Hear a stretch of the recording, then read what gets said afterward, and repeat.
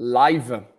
Good morning, everyone, or good afternoon, or good evening. It depends from where you're looking at us from. Welcome to a new edition of the Journal of Cardiac Surgery live talks. These are a platform that we invented to be a very friendly opportunity on a Saturday morning in front of a cup of coffee to discuss one of the papers that has been published on the latest issue of Journal of Cardiac Surgery. We love to have one of the authors of the manuscript and discuss with a series of friends, colleagues, and experts in the field. The concept here is learning on Saturday, something that you might be able to apply on your Monday morning case. We are today in an incredible session, and I have my co-host, Hirbaz Hamid from Ahmed from Yale University, I6 resident program. And I give him the floor to introduce everyone and all of our guests. Hirbaz. Thank you, Gianluca. So thank you again, everyone, for joining us. I will begin by introducing Dr.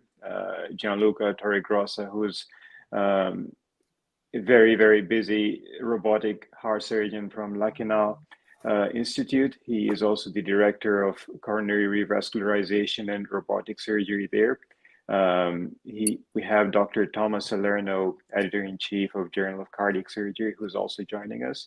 And our panelists for today include Dr. Bono from Northwestern Chicago, who is here with us. We have Dr. Prevenza from Baylor College of Medicine.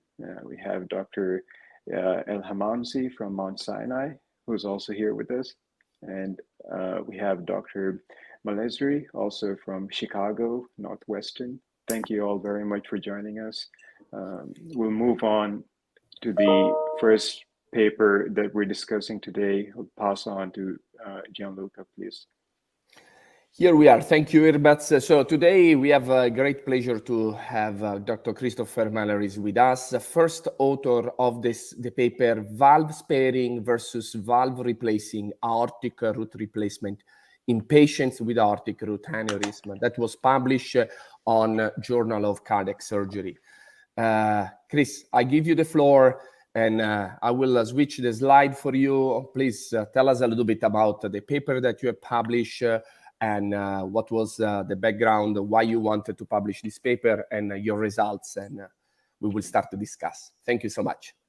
Well, thank you very much. And I'd like to thank Dr. Salerno for publishing our paper in the Journal of Cardiac Surgery. And Gianluca, thanks for highlighting this paper this Saturday morning in your live talk. We looked at our patients with aortic root aneurysms with or without aortic insufficiency. And we wanted to know whether or not outcomes were better after a valve sparing approach, meaning a David procedure or Yaku procedure, when compared to a valve replacing approach for root replacement, i.e. a Bentall procedure. So we looked at 475 patients who had aortic root aneurysms with or without aortic regurgitation over more than a 10-year period. And we also did propensity matching to control for bias. And this first graph shows the evolution of our practice over the past 10 years. So on the blue bars are the patients who got Bentall procedures. And in the red bars are patients who got a valve-sparing aortic root replacement. And you can see that early in our practice that we're fairly selective in patients who got an aortic root replacement. But over time, the percentage of patients that were eligible for a valve-sparing approach got a valve-sparing aortic root replacement. So right now we're running a little bit over 50% of patients who are candidates for this approach actually get the procedure. So I think this is important because I know we'll talk about learning curve over time and also about the applicability of sparing valves in these patients. There's some highlights from this. We looked at all the patients, and these are the baseline characteristics. and approximately 18% of patients had Marfan syndrome. This reflects my practice of caring for Marfan patients as a specialty. And also important are the number of bicuspid aortic valve patients who got valve sparing approach. That's about 25%. We did do valve sparing in aortic dissection patients. Those were a minimum of patients, only about 3 patients. Other things to note that most of the patients who got a valve sparing valve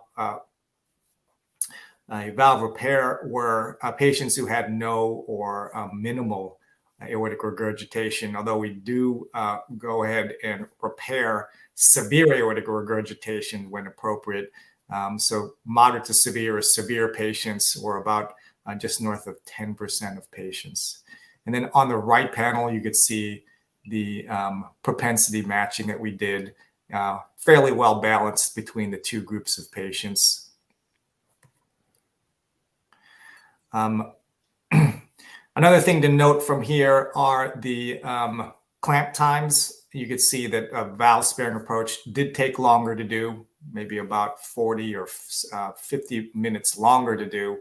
And it did not affect the rate of safety for patients who got hemiarch repair. We also had patients who had undergone coronary bypass grafting.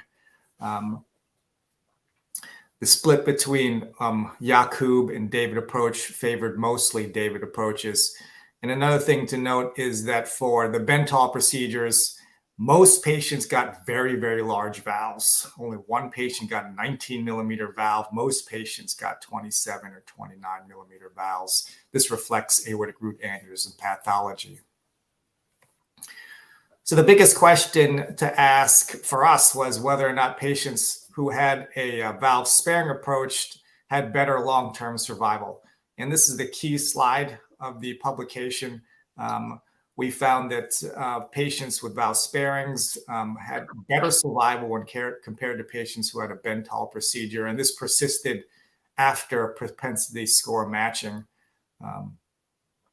In terms of durability of the aortic valve, we looked at the endpoint of freedom from reoperation of the aortic valve for any reason, not just structural valve deterioration, but also endocarditis. Any reason the patient got a aortic valve reintervention, that's noted here. And that was not different at 8 years. And this slide, I think, is really important because when we talk about how do we measure durability for our valve sparings, I think it's unfair just to look at freedom from aortic regurgitation when you're comparing against patients who get, for instance, a mechanical valve. Mechanical valve just won't leak, but mechanical valves and bioprosthetic valves do fail by stenosis. So I thought it was important to go back and take a look at all the gradients in both valve sparing and aortic root replacements. And you can see on the left side panel that the gradients after a valve sparing approach were consistently about 5 or 6 millimeters mean across the valve. However, in patients who got a valve replacing, so Bentall, 90% of our patients in that group got a bioprosthetic valve. But this group had gradients that increased over time, and this was statistically significant. For aortic regurgitation, we did look at that. Our endpoint was greater than moderate AR, and the freedom from moderate AR was similar between 2 groups. We looked at all the data across the world, and the entire list can be found in Dr. Morales-Zunian's meta-analysis that was published within the past couple of years. But these are the 4 studies that demonstrated a survival benefit for valve-sparing aortic root replacements when compared to Bentalls. And 2 things that strike me here is if you look at the Bentall group survival curve, at about 10 years, it's consistently between 70 to 80%. So these patients, although they have a better survival curve than if they would have with a diseased valve, it never really goes back to an expected survival in a patient who didn't have valve disease at all. So 70 to 80% survival with a Bentall approach.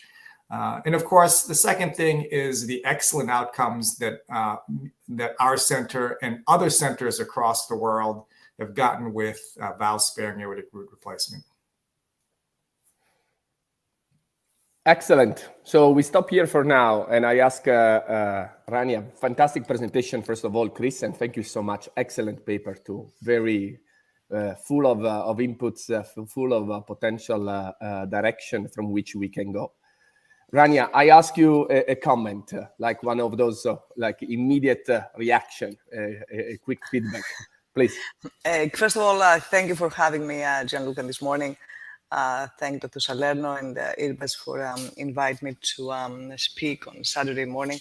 And I would like to congratulate Chris. I think this is a very important paper and does demonstrate that surgeons by now are very familiar, of course, and your results are excellent.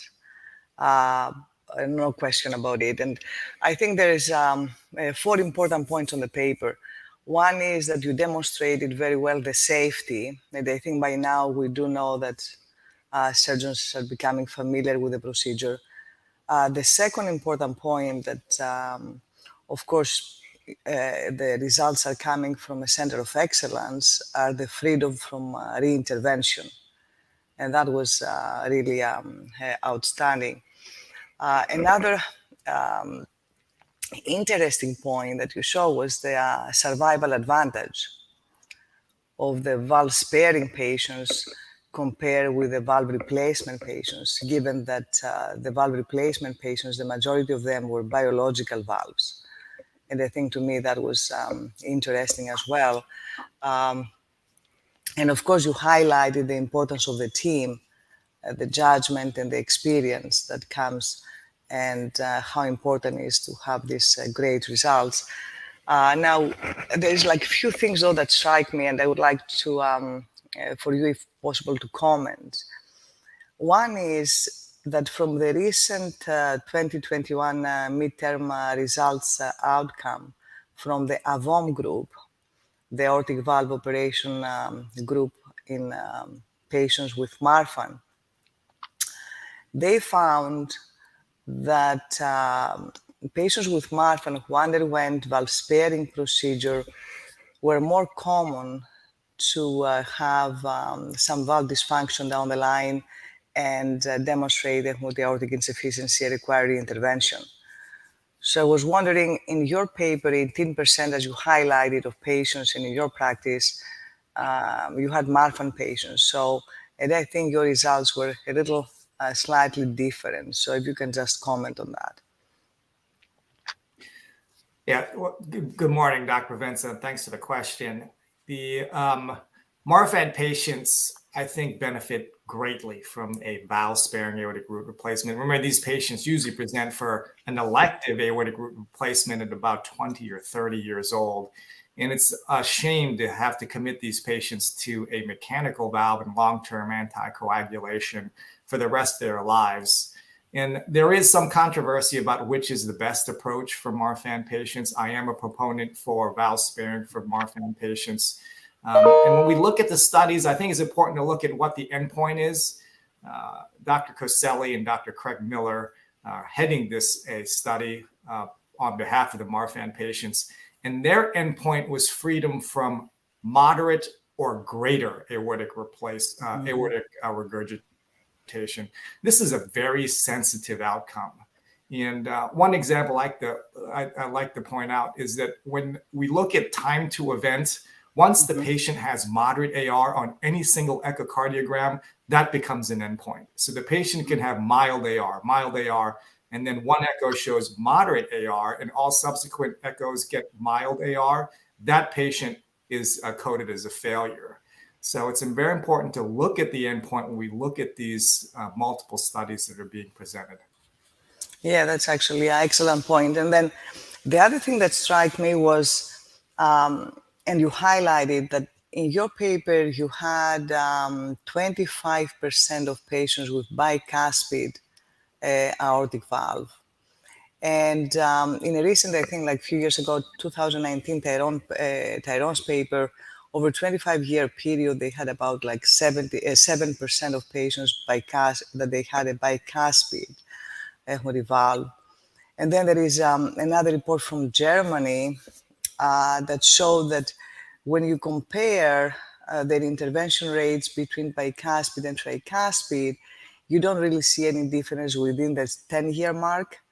But after the 10-year mark, there is a higher rate of reintervention for the bicuspid patients. So I was wondering, given this into perspective, in your study, having this 25% of patients with bicuspid, did you see any difference for the reintervention rate or during your follow-up, even though I think you had like 10-year follow-up?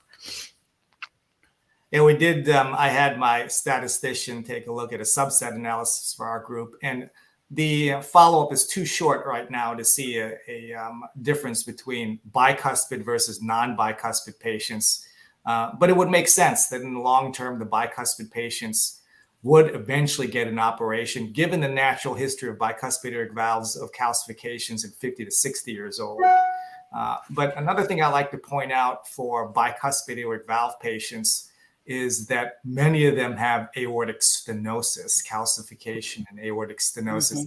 All of these patients with bicuspid aortic stenosis are excluded from this paper that we looked at. The only patients we looked at with bicuspid aortic valves are patients who had no disease or patients with aortic regurgitation. Yeah. So patient selection becomes very, very important. I, like Dr. El-Hamamsi, prefer a Ross procedure in patients with bicuspid and aortic stenosis. I think this is a great approach.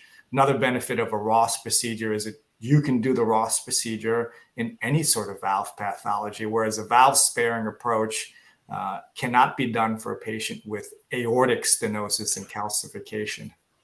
Yeah, good point. Great point. And I think, please, Rania, I ask Ismail something because I think we are going into a very interesting point. The point is we are getting into the concept of patient selection for this type of procedure that I think is the key element here to define when to do a sparing and when not to do. As Rania was pointing out, I was very impressed by the series that Chris presented because of the high rate of bicuspid, 25, respect of the original paper of Tyrone David. And B, there is another data that strikes that was 47% of patients who had a sparing had a form of cusp repair. Looks like, even from the first figure 1, that we are getting more aggressive into repair these valves.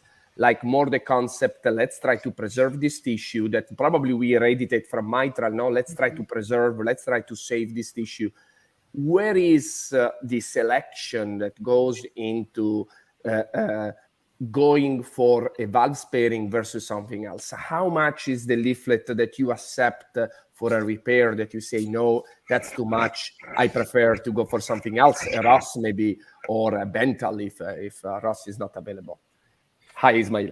Hi, Gianluca. Hi, everyone. You know, these are really important points that you raise, and they actually open so many questions. But before I answer that, let me just first congratulate Chris on his phenomenal results. These are excellent results. It's a very, very good series, and the data is very compelling. And I think it once again highlights the importance of a living valve and the implications of a living aortic valve on patient outcomes in the long term.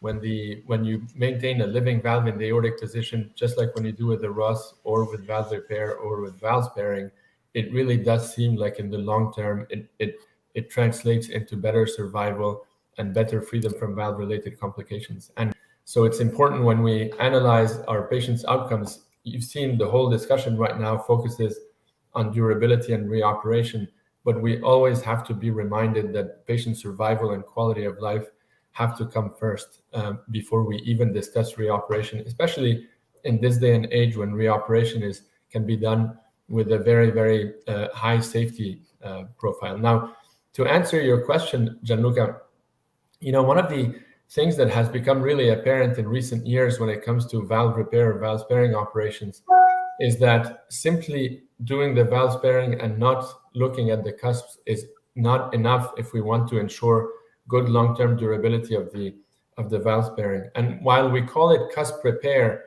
I'm sure Chris will comment on this, it's not repair because the cusp is deficient or abnormal. It is cusp repair because we have all of a sudden changed the geometry of the aortic root quite dramatically when you reduce the size of the sinotubular junction and the annulus. And by reducing the size of the sinotubular junction, what you're doing is reducing the intercommissural distance in quite a significant way at the time of surgery. By doing so, you may cause some degree of prolapse of the leaflets. So there are two elements when you do valve sparing surgery. There can be existing prolapse, and that will be reflected by an eccentric jet of regurgitation on the echo. That means that from the get-go, you will have to do something with the leaflets. But sometimes you only have a central jet, suggesting that it's only the dilatation that's causing the regurgitation.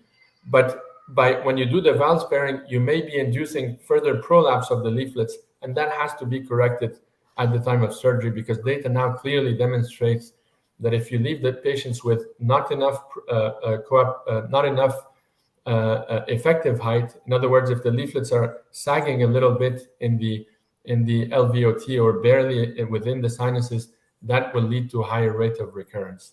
So repair doesn't mean that the leaflets are calcified and we're decalcifying and shaving and repairing fenestrations. It can simply be that we're fixing what we have induced by reducing that intercommissural distance.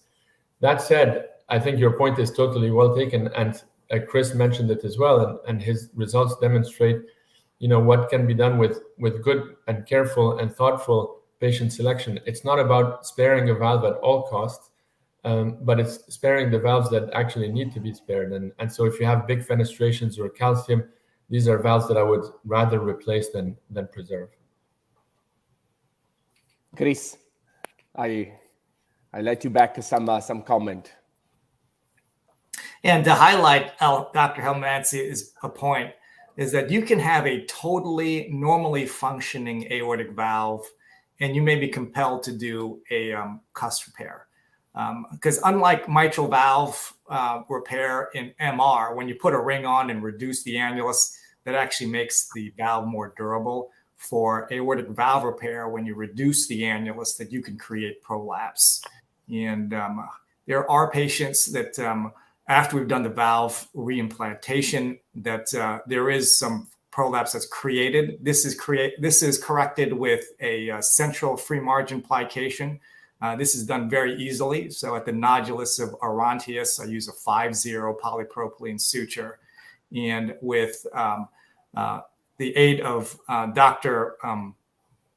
Schaefer's calipers, you can measure effective height, which is a measure of the degree of prolapse of the aortic valve. And you can tailor the amount of central free margin plication in order to get rid of that excess prolapse. I think that translates into long-term durability. Excellent point. This is a very, very good point. And we will go back to the technical details of the way in which, in your own experience, Chris, your Tyron David that we call Tyron David 5 with Stanford modification, but how did you change it? That will be your next question, or how you are evolving. But I wanted to include Dr. Bono, and we are very sorry that we can't see him, unfortunately, for some video malfunctioning of this platform. But I'm very, very happy to have a cardiologist, and what a cardiologist here, to advocate for aortic surgery. And I want to have his own opinion about when to refer a patient for a valve sparing or for a RAS procedure. Let's say that I'm one of your patients, Dr. Bono, and when I was 18, I was way smarter and I decided to go into finance. So I don't know anything about medicine. And now I'm flying to Chicago. I come to your office. I'm 39 years old. I have a bicuspid aortic valve, and my root is 46, 47. And let's say that I'm asking you, cardiologist, what should I do? My valve is mild to moderate, and my ventricle is not dilated yet. When would you suggest me to go into surgery or not? And I want to have some your point of view about here sparing, Bental in the era of Tavi, and and the Ross procedure. How would you guide this conversation, or where is your point of view? And welcome again. Well, thank you very much, Gianluca. It's a great pleasure to be with you, and thanks for having me. As a cardiologist, I'm in awe of what my surgical colleagues can perform for my patients and all of our patients. And it's great to be in the mix here with such outstanding surgeons this morning. Now, conflict here is, of course, that I work very closely with Dr. Malazri, so I should point that out from the beginning. Not a co-author on this paper, but as I review the paper, I'm not surprised with the excellent results that Chris has been able to achieve, because this is what I anticipate when he and I interact and I refer my patients to him. So that's my conflict. Great question, though, and it has already been discussed as to how we select these patients. For me, this is somewhat of a black box. It's great to have this discussion because now I'm getting into the box with you. But for most cardiologists, this is a real black box. Many cardiologists refer their patients to the surgeon, and then the patient comes out of surgery and bingo, the patient's had a Ventol or a valve replacement or a repair. These are difficult discussions, clearly. The issue here, of course, as Chris has pointed out, that many of these patients are quite young. And although we have issues regarding durability of a valve repair, which has already been discussed, these are data with a mean follow-up of 4.5 years. Well, okay, perhaps at year 10 or 20, there may be some residual regurgitation or recurrent disease. But at that point, we have allowed the patient to continue to live normally with his or her own valve, particularly important for women who may wish to become pregnant. And although there may be the need for a subsequent procedure 10, 20, 30 years down the line, we have allowed the patient to live a totally normal life with his or her own native valve. So yeah, this is a great discussion. So clearly it depends a lot on how we select the patients. And this is the discussion that I have quite commonly with Dr. Malazri. It's kind of either a hallway referral or a official referral for surgery. I still think, though, that the indications for surgery need to be the same, whether or not we're talking about valve replacement, valve repair, Ross procedure. Are we at a time yet where we would lower our thresholds?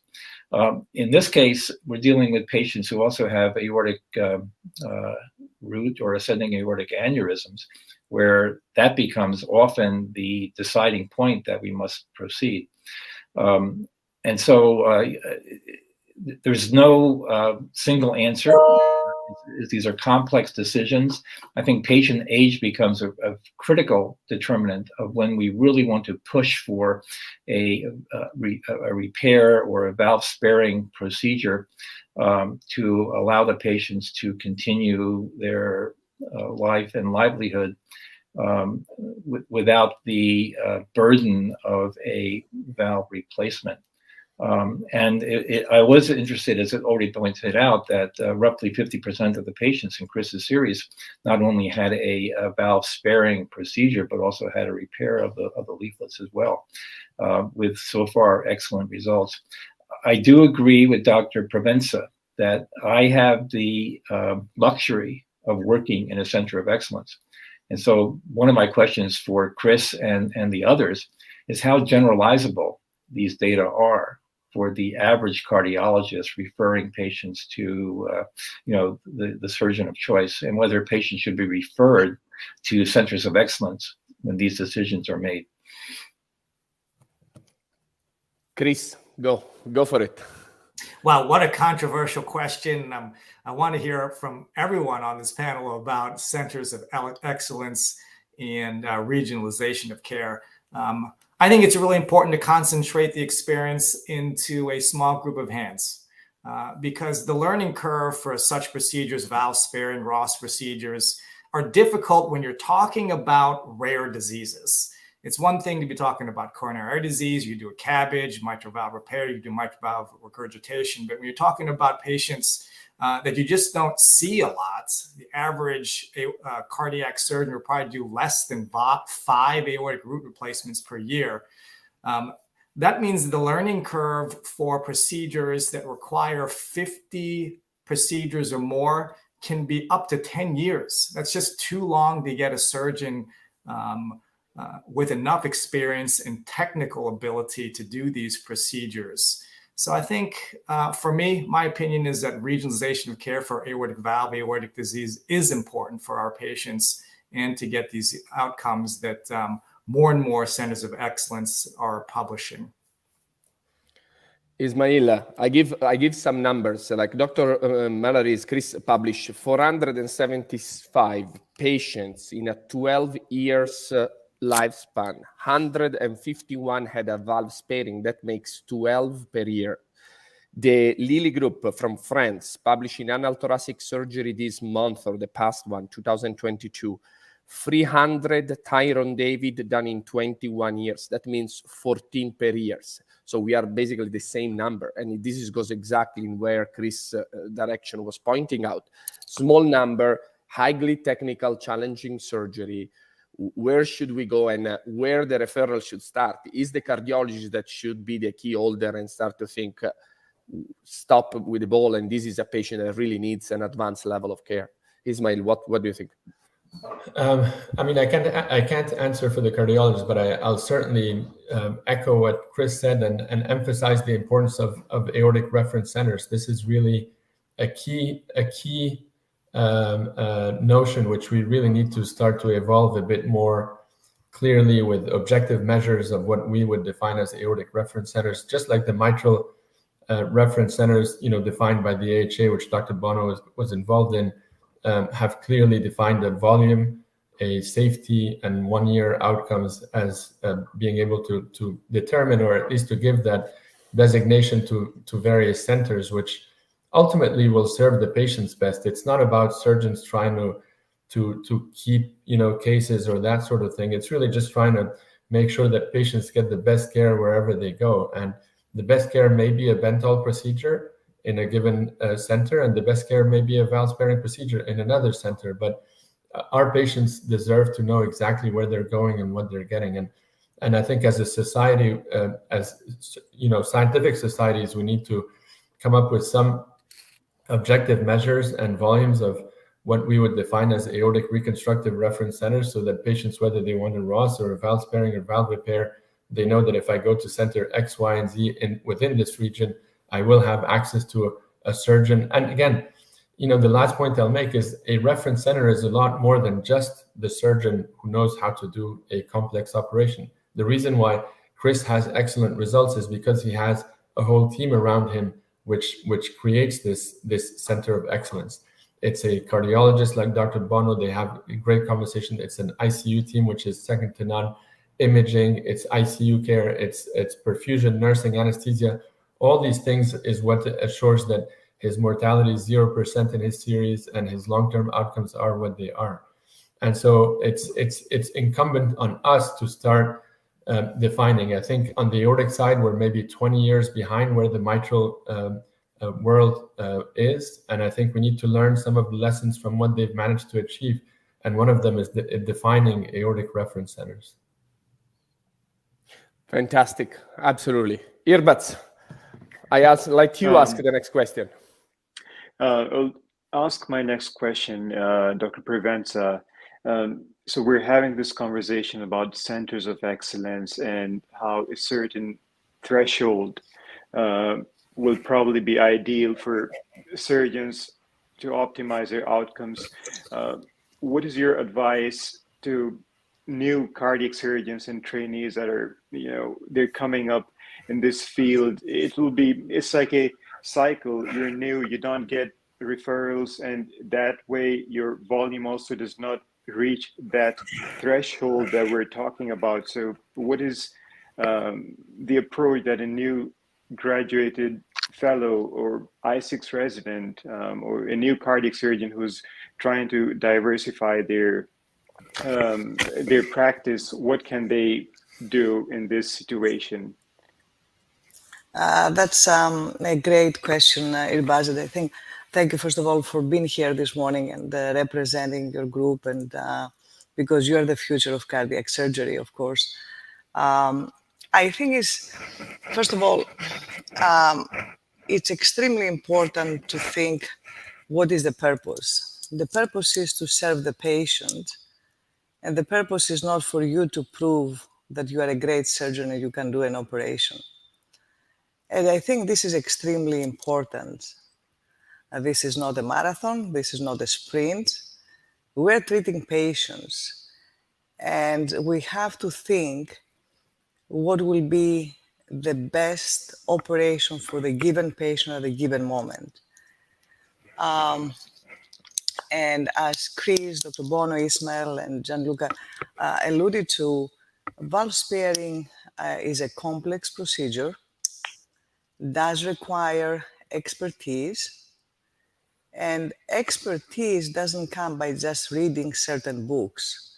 Expertise comes by being there, doing it, seeing it, get involved, basically know the ins and outs of an operation, if this is Bental or valve sparing or OS, or how you call it. So I think early on is extremely important, and really this is almost like a sign of maturity. If you have a young patient that needs a valve sparing procedure, or you think that the valve sparing procedure is the best for this patient, call a senior partner in, ask questions, ask somebody to come and join you. For somebody to come and join you and be there with you and tell you, like, let's say, if I had to do a Ross procedure, I would love to have Ismail there to tell me, this is how you have to do it, this is why you need to do it like this. This is the only way for me to learn. And then the other point is, early on, given the complexity of the valve sparing, I wouldn't mix the valve sparing with something else. Let's say if somebody needs to have additional coronary artery bypass, or if somebody needs to have a mitral valve repair or replacement, I would try to keep it simple and the valve sparing to be like a solo procedure, because you don't also want to increase the cardiac ischemia and the cross-clamp time, and the bypass time, because we do know how this can affect adversely the patients. And of course, the other point is also, and we talked about this, given the unique challenges that patients with irritable thoracic aortic disease have, such as the Marfan patients, I wouldn't start doing valve sparing procedures in Marfan patients first, without having developed an expertise in the regular patients. Somebody with a 50-year-old patient, no Marfan, with a tricuspid valve with excellent cusp morphology. So these are the things that I would recommend. And again, I'm going to emphasize this more. This is not for you to prove that you can do an operation. You are here to serve the patients, and we're here to serve the community. And I think focusing on that, that's a way to have great results. And one point that actually it's more to Dr. Bonos and Chris also, and Ismail point, and Gianluca's question about the Center of Excellence. One thing that I think we talk about the Center of Excellence, and it's very important, the team, and how important is the comprehensive centers. But I think something that we have actually struggled down here a lot in Houston, and I have seen from other centers as well, is that we haven't really achieved yet to have great ECMO follow-up in patients. And I saw, like Chris' paper, like the echocardiograms, the follow-up is like 66%. And this is one of the issues that we have as well, because we have a broad spectrum of patients and different variety of regions across the country that they come to us. And this really impedes a little, or creates an obstacle regarding sometimes the follow-up. And I was just wondering also if the other ones, of course, they have any initiatives or any thoughts about how to make this better. Because let's say Tyrone has like an excellent follow-up, but of course the Canadian system, and Ismail can talk about this, really favors to have an excellent follow-up. We don't have that. We do great operations, great results, low mortality. We train IRBAs and the other, young trainees. But our ability to really follow these patients down the line is a little, let's say, is not optimum. So, but thank you, Irbas, for this question. That's it's great, and I'm hoping that you'll be able to master this technique. You have great mentors there at Yale, and I know that we're going to hear the best for you. Thank you, Dr. Provenza. That's a really important point you raise, Rania. And I think in the US, it's particularly challenging because patients, it's a big country geographically. Patients travel for their care. There are issues with insurance companies for getting, annual echoes, and you get a bit of pushback. And so everything becomes a little disjointed as the years go by, and it becomes more difficult to do longitudinal studies. I can definitely speak for Canada, where I was before I moved to Sinai, and the cohort of patients, what I call reconstructive aortic surgery, that we had built there during my 10 years, which were 470 Rosses and close to 300 valve pairings. We're continuing to follow them annually with clinical and echocardiographic follow-ups for each and every patient. Our completeness of follow-up is 99% to this day. We're continuing that follow-up. But that's really very unique for two reasons. One, because in Canada in particular, it's a much more captive population. They don't travel as much for the care. And so it's easy to bring the patients back to clinic every year. And there's no, discussing any tests with insurance companies or such. You just order an echo and it gets done. So it makes these long-term follow-up studies much easier to perform, and the completeness of follow-up much better. And you're right, ultimately these operations we do in young people. And once again, we owe it to the patients to, the answers we're looking for in 2022 are not whether we can get good 30-day outcomes or get the patients out of the hospital alive. That now is sort of, we take it for granted. But it's really what happens 20 and 30 years down the line. And the only way we can answer these questions is through that systematic follow-up. So, again, kudos to Chris for managing to get close to 70% follow-up, which is no easy task in our system here. But that definitely is something that we need to be better at over, going forward. And I would encourage IRBAs and all young people starting their practice from day one to really to establish a good, robust database where they include as much information as possible about each and every one of these operations, and try as best as you can to follow these patients systematically. Great comment, Ismail. I think I remember a comment from Tyrone David on a double ATS. That was one of his most important suggestions for young trainee. And he said, start your own database because you need to follow up your own patients. I do that with my coronaries, that I do robotic off-pump multi-arterial. I have my own database of a phone number of every patient that I do, and I follow them up in a year long. And I think this is exactly an attitude that should start from us. We shouldn't ask the cardiologist to do that.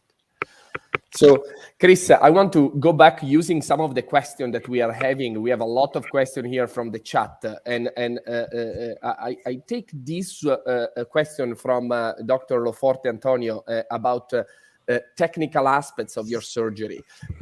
How did the Tyrone David procedure in your hands has changed? Meaning, we call Tyrone David 5, but how did you evolve the technological or the techniques aspects of this surgery? What did you introduce? We were hearing about the cusp prolapse, internal root height measurement. How did you evolve your technique? Yeah, the technique is really important. And the base operation for my valve sparing aortic root replacement is the Tyrone David Stanford modification. It was published by Phil Demers and Craig Miller several years back. I owe this to my training at Stanford, and that is the base procedure I learned from Craig Miller. The evolution happened over a decade. I think the first thing that I thought was really important is to measure how much reduction annuloplasty we can achieve with this. The concept of tying over a Hagar isn't new for valve surgery, but Lars Svensson was the first one to publish that. So when I tie down the stitches around the basal ring, I tie it down over a Hagar dilator. The H.J. Schaefer's calipers and the concept of measuring effective height, I introduced a couple years later. I was very compelled with this. I love measuring. I love numbers. Been measuring geometric height since the beginning. By the way, for a trileaflet valve, the average leaflet height should be about 20. Average for a bicuspid valve should be a 25. Anything less than that, I try to avoid a repair or replacement. And the last thing is measuring root height. So the so-called Brussels height, El Khoury's group in Europe went ahead and measured all those for us. The root height at the commissure should be about 21 millimeters. So I measure that. I use that as a predictive tool and also how to reimplant the valve. So I think evolution of technique is really important. And it is a very technical procedure. And I think the piece of advice I can give to trainees now is to take advantage of such things that robotic surgeons such as yourself, Gianluca, have at your disposal, and that is the video that is immediately available, not only for the procedure at that time, but also for training purposes, because afterwards, I think it's really important to go back and take a look at those videos and see how you can improve your technique. It's much like the athlete who goes on the football field or basketball court or a soccer field and then goes back and looks at the game videos, so that the next game that they go into, they can improve their technique. I think this vastly decreases the learning curve for our residents. So for our residency program, I always have a video cam on my head, which is now HD, and residents can go back and look at the video of their operation. I think this is really important. It was really important when I introduced updated Ross technique procedure that I learned from Dr. El-Hamamsi. That was not an easy step to completely change how we do a Ross procedure. And the only reason I was able to do that was because Dr. El-Hamamsi hosted me and then came down and proctored our first case, but also from the video that I used for the first 10 cases, it greatly decreased the learning curve for me.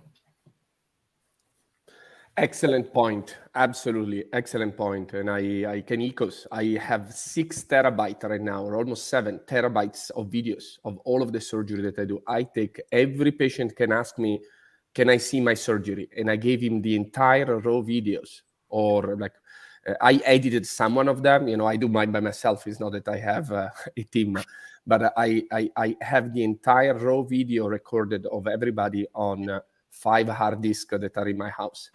And I think this is absolutely important for training purposes.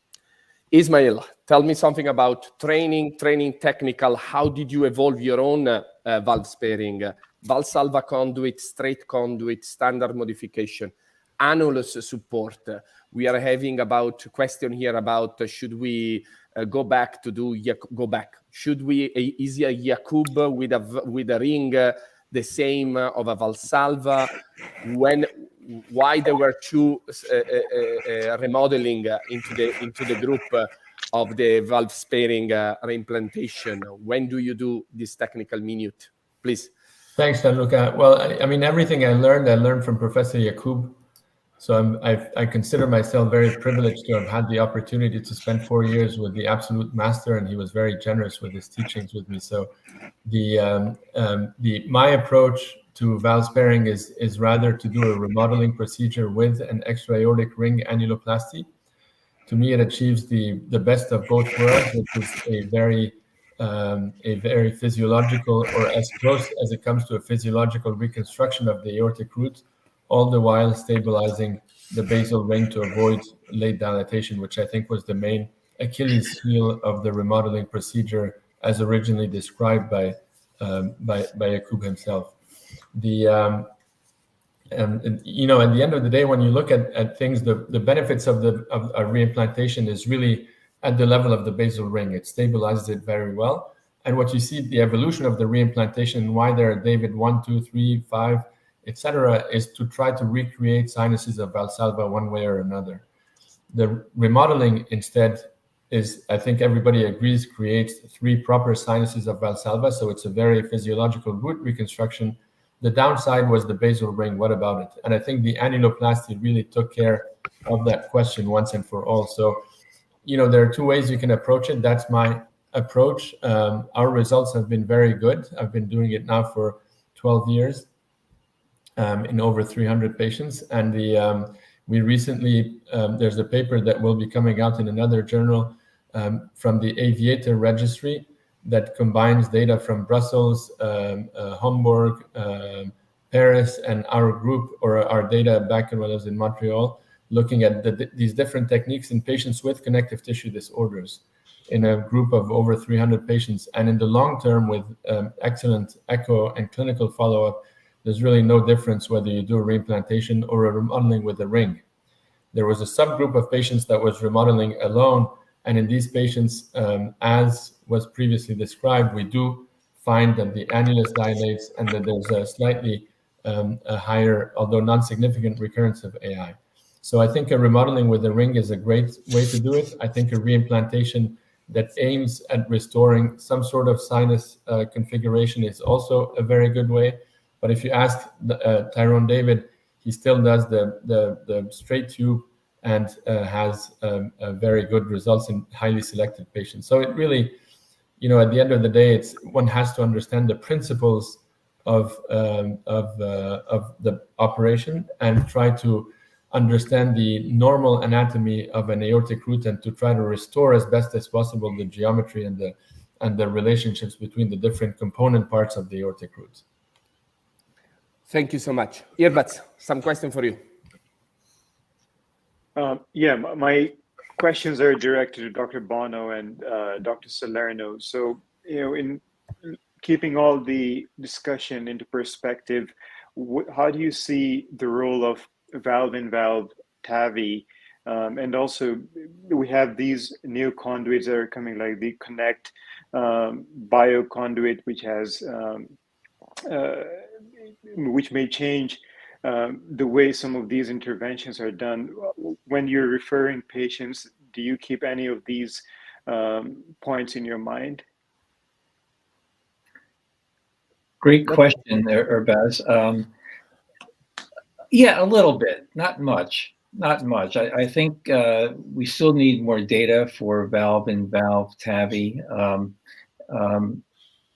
And in this case, if we're talking about young people in particular, I think we want to, as Dr. Provenza said, we want to do what is best for the patient for long term.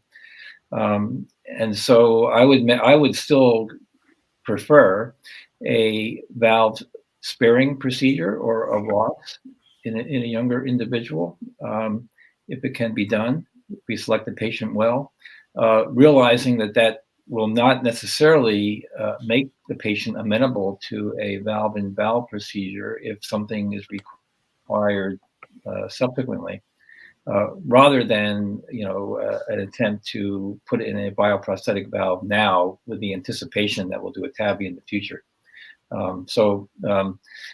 Great question, but I think we need more time. I'll need Dr. Salerno to talk about the conduit issue. I'm very comfortable discussing valve-in-valve TAVI, and in some patients, it's a great procedure when we do it. But I think in this case, I would still select the patient for the best procedure at this point in time for that individual. I think we all agree with the younger patient what procedure should be done. And by the way, this has been a very enlightening and very informative session. If the patient is young, there is no doubt this is the direction to go. I have been my research involved more and more in the world. LEDs are to do all, but mostly now power. If you get to be a little bit older and has some kind of aortic valve disease, if you look at the results utilizing particularly aortic stenosis patients, I'm a firm believer right now that if you're 70 years old with aortic stenosis or any kind of aortic valve disease that's amenable to a TAVR, should have a TAVR. We're now doing a lot of valve-in-valve procedures. That includes for tricuspid. The patients have redo tricuspid, redo we were putting out TAVR patients in TAVR in these patients, particularly in an elderly age. I'm reflecting very much on what has been said today, and I'm beginning to think more and more that this kind of procedures, the evolution of these procedures, should be done in specialized center. I mean, that Pushka is now developing super fellowship in coronary artery surgery, which is a very common procedure. There is no doubt about mitral valve disease. Urania with her Center for Aortic Valve Surgery. A resident very seldom get exposed to this kind of procedures in a smaller residency training program. So the other final thing that I want to comment is you got to think about 10, 20 years from now where the cardiologists are going to be with all the technology that's coming about. This is going to be a new world. By the way, we recently did a patient that had a remodeling procedure who developed aortic stenosis. He was 72 years old and had a TAVR done. So it's a changing environment. And I think that one thing that we need to adapt the residency training program is to the new day. That going to the operating room to put the patient on pump to do CABG is not what the resident should be learning how to do. I think this session today gave me some thought about the future of our specialty and how we should conduct, particularly among societies, about the future of the new future generation of cardiac surgery. Excellent point, Dr. Salerno. Thank you for always your I call it senior position with a lot of respect, okay? And I love the way, and for sure, I think that we are all agree this is a highly selected patients population. Even if transcatheter is coming up in such a striking way, I do believe, though, that it's extremely important for surgeons to have all of their tools in their own hands. If you wanted to be an aortic surgeon, as Rania was saying before, you should complete your training and then do extra training. Do extra training into an aortic fellowship, being exposed and knowing how perfectly to do a sparing procedure, a ROS procedure, how to do a valve repair in an isolated valve repair situation, and a Ozaki procedure. So have all of the tool and then tailor your tool around the patient that comes to you. It's the same way in which I never define myself as a robotic surgeon. I want to become, and my niche is coronary surgery, and I know where to adapt all of the different techniques and technology. I do robotic in the patients that I think are valuable for a bilateral mammary artery robotic, but there's a lot of patients in which I do a sternotomy of pump multi-arterial bypass because that is the best for them. And I think this is where surgeons should be. You do the day, like you treat with TAVI, with a biobental, and with a valve sparing or advanced ROS and root surgery. I don't know, Rania, what do you think? And no, I completely agree. And I think knowing the indications why you do something, when you have to do it, is very important. Patient selection, and again, don't ever lose the focus. Why you are in the operating room. You treat a patient, and you have to try to treat them the same way that you would like your family to be treated. So, and I think never actually forget that. And I think early on, you really want to prove a lot of things. And then as you mature, you realize that, oh my God, why I did this 5 years ago? I should never have done it. So I think these are important points. And thank you this morning. This is extremely enlightening. And thank Chris for this excellent paper. And Ismail, I would love to come and see how you do. You are the ROS expert and the ROS guru. And Dr. Bono, thank you for all the support from the cardiology community, and Irbas for you being the future of cardiac surgery. Gianluca, if I may just say one more thing, is going back to that question about the conduits and the new conduits and the newer generation conduits. At the end of the day, as long as we put artificial, inert, non-living valves in the aortic position, we will never be able to achieve the same results that we do with a living valve in that position. And that is the fundamental difference between a valve sparing, an aortic valve repair, a mitral valve repair, or a ROS procedure when it comes to treating particularly young people. So in older patients, it's less relevant, this whole notion, because their needs, their cardiac output, their life expectancy, etc., are not the same. But in a 30, 40, and 50-year-old patient, it is fundamental to start thinking in a bit more of a physiological way when we approach these patients than simply to think, do we have a newer conduit or design or this or that? As long as it's not living, it performs zero function other than open close. And the aortic valve does a lot more than that within that critical space in the heart. Fantastic comment. Chris, I let you the floor for the last wrap up. We are hitting our 1 hour. It's Saturday morning, and I don't want to keep all of you here. Me and Rani are on call. I have to go to the hospital, otherwise they're going to kill me. So, Chris, please take the floor and go for one last comment. And thank you again. Excellent paper, really fantastic paper, and an excellent conversation to everybody. I want to, you're mute. 1 second, let me see if I can. Perfect. Go. Well, thank you. We live in an era of big case surgery, and big case surgery requires a great technical surgeon, and it's incumbent for us to get even better than we are right now, because we owe it to the patients. They have a disease, and there is a need for surgeons at this point, but the technology will eventually surpass the technique. We see it in TAVI and transcatheter procedures already.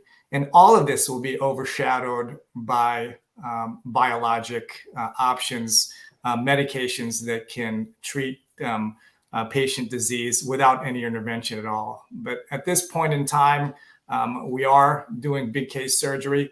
We have to get better at doing those cases. Completely agree. Excellent comment. So I want to thank everyone. Thank you for participating. Thank you so much, Dr. Bono. You know, this heart team is the future, and is the present actually and future. And this conversation without a cardiologist do not make much more sense. So it's so thank you for being here in this group of nerd aortic surgery. Me and Earbuds try to catch up with this excellent panels. And as always, the wise comment of Thomas Salerno from the top of his island. One day I hope to be like Thomas Salerno in my future life. That's my goal in life. And I want to thank everyone. Really, we had so many feedback and questions. We will try to reply in the comment section. And looking forward to host another one of these coffee talk on a Saturday morning, and learn something from experts. Thank you, everyone. Thank you. Thanks for participating. Thank you. Thank you, Gianluca. Thanks, everyone. Thank you, everyone. Have a great